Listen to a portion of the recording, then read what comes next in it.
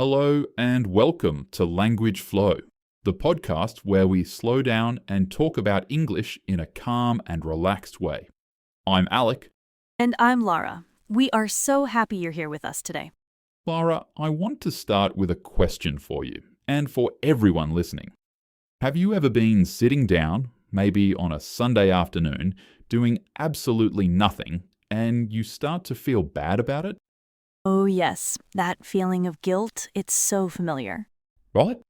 Yeah, you're just looking out the window and this little voice starts in your head. It says, you have so much to do, you should be cleaning, you should be studying, you're wasting time.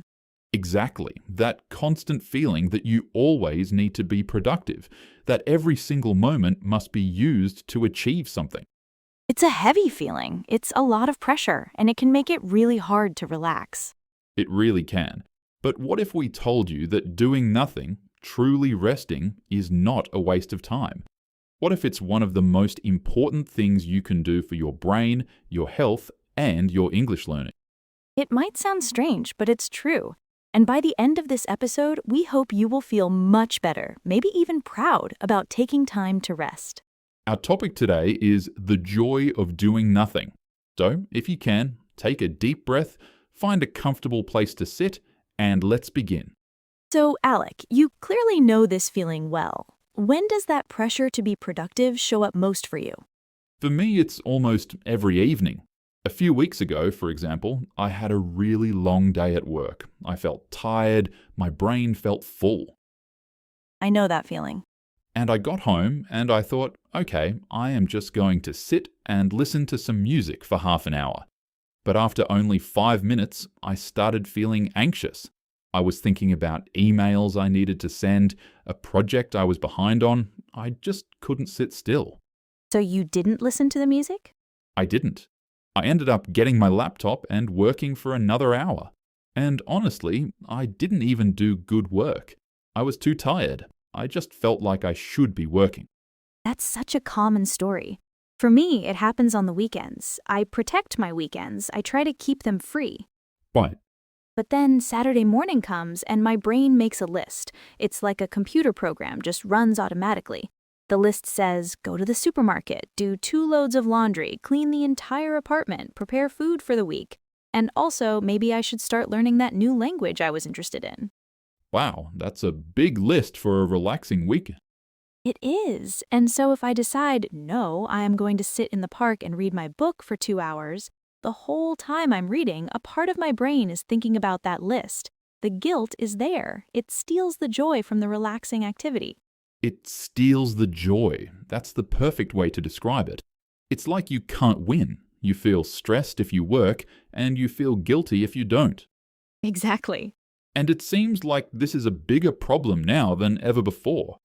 Why do you think we all feel this way? I really think it's our modern always-on culture. With our phones, work is always with us. We get emails and messages at 9 o'clock at night on a Sunday. Right, there are no clear boundaries anymore. The workday doesn't really end. Exactly. And then there's this idea of hustle culture you see online. This idea that you should always be working, always be hustling to get ahead. Sleep is for the weak, you know? Yes, I've seen that. It celebrates being busy as a sign of success and importance. And we see it everywhere. On social media, people share photos of their laptops at a cafe on a Saturday. They talk about how busy they are. It's become a strange kind of competition. Who can be the busiest? Who can be the most tired? It's almost like a status symbol, and it creates so much pressure for everyone else who is just trying to live a normal life. It makes you feel like if you're not busy, you're lazy or you're failing. Yes, and that is so dangerous because our bodies and our minds have limits. And when we push past those limits for too long, we experience burnout. We mentioned that word before. Let's talk about it again. Burnout isn't just feeling tired, it's much deeper. Can you explain the difference? Well, if you're tired, a good night of sleep or a relaxing weekend can help you feel better. But with burnout, that doesn't work. The exhaustion is chronic. It stays with you. Okay. You might start to feel disconnected from your work, your hobbies, even people you love. Things that used to be exciting now feel like a chore. That deep, long-term exhaustion is burnout. And feeling overwhelmed is a big red flag, a warning sign. It is. Feeling overwhelmed is when your to-do list is so long and the pressure is so high that your brain just kind of shuts down. It's a defense mechanism. It's your brain saying, I cannot handle all of this information. Right, and if we ignore that feeling and keep pushing, that's when burnout can happen. Precisely. So we need to learn to listen to that feeling of being overwhelmed and respond to it with rest. This is so important. So let's talk more about why rest is the answer. It's not just about stopping work, it's about what happens in our brains when we stop.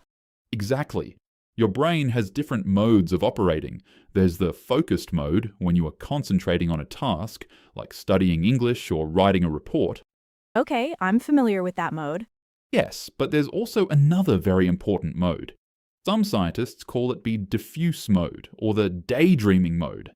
This is what happens when you stop focusing, when you go for a walk, take a shower, or just stare out the window. The daydreaming mode. I like that. In this mode, your brain makes connections between different ideas. It's incredibly creative. Have you ever had a great idea in the shower? All the time. Or when I'm walking my dog, I'll be thinking about nothing special and suddenly the solution to a problem I've had for days just pops into my head. That is your brain's daydreaming mode at work.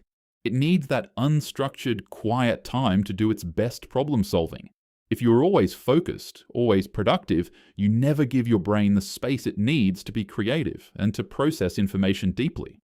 So rest actually helps us be better at our work and our studies. It's not the opposite of being productive, it's a necessary part of it. That is the perfect way to put it. We also need to recharge our energy. Let's go back to that word. The phone battery analogy. Yes, think about your ability to focus, your willpower, your patience. These are all like a battery. Every decision you make, every problem you solve uses a little bit of that battery's power. That makes sense. By the end of the day, my patience battery is very low. Mine too. And true rest is the only way to recharge that battery. If you don't, you start the next day with only 50% battery, then 30%, until one day you wake up and it's at zero. That's burnout. So resting is an act of self-care that allows us to show up fully in our lives. It's interesting to think about how different cultures view rest. In some parts of the world, taking a long lunch break or an afternoon nap is a normal part of the day. So, let's get practical. What does this healthy rest look like? We know it's not always just scrolling on our phones. Right. I think many of us think we are resting when we are on social media or watching a very intense TV show, but often we feel more tired afterwards. Why is that? It's because our brains are still working very hard. They are processing fast-moving images, emotional stories, and a constant stream of new information and notifications. It's stimulation, not relaxation. It's like eating junk food instead of a healthy meal. It might feel good for a moment, but it doesn't give you real energy. Junk food for the brain. I'll remember that. So, what are some healthy meals for the brain? What are some examples of true rest? Well, there are two types, passive rest and active rest. Passive rest is what we've been talking about, doing as little as possible, napping, meditating, or just sitting in a quiet room. Just being. Exactly. But there's also active rest. These are activities that are low stress and enjoyable, that use a different part of your brain from your work. So, a hobby? Yes, a hobby is a perfect example of active rest. Things like gardening, painting, playing a musical instrument, baking, or going for a gentle swim. The important thing is that you do it for joy, not for a goal. Precisely. No pressure, no goal, just enjoyment. This kind of active rest is fantastic for helping your mind recharge. It helps you find that feeling of balance. Let's talk about balance again for our listeners. Balance means having different elements in your life in the correct proportions. Yes, it's not about having a perfect 50-50 split between work and life. That's usually impossible. Balance is more of a feeling. It's feeling that you have enough time and energy for the different things that are important to you, your work, your family, your friends, and yourself. Rest is the foundation for that balance. This is all so motivating, but I know that changing our behavior is the hardest part. How can our listeners start to build more rest into their busy lives? The most important rule is to start small, incredibly small. We talked about 5 minutes. Let's stick with that. A 5-minute do-nothing break. And if even that feels hard, what can you do? What if you sit down and your mind is just racing with thoughts and worries? That will happen. That's normal. The goal is not to have an empty mind. The goal is just to sit and notice the thoughts without getting lost in them. Just watch them like clouds in the sky. Don't judge yourself. So be kind to yourself. Always. Another great suggestion is to create a rest ritual, something that tells your brain it's time to slow down. Ooh, I like that. A ritual. What would that look like? It could be very simple. Maybe every evening at 8 p.m. you make a cup of herbal tea. You put on some calm music, you put your phone in another room. This little routine signals to your body and mind that the busy part of the day is over. Putting the phone away is a big one. It's huge. Maybe you can try having a tech-free hour before you go to sleep. No screens, just reading a book, talking, or listening to music. It can dramatically improve your sleep. And this is all about building a new habit. Let's define habit one more time for everyone. A habit is a routine or behavior that is performed regularly and, in many cases, automatically. We have bad habits like biting our nails and good habits like exercising.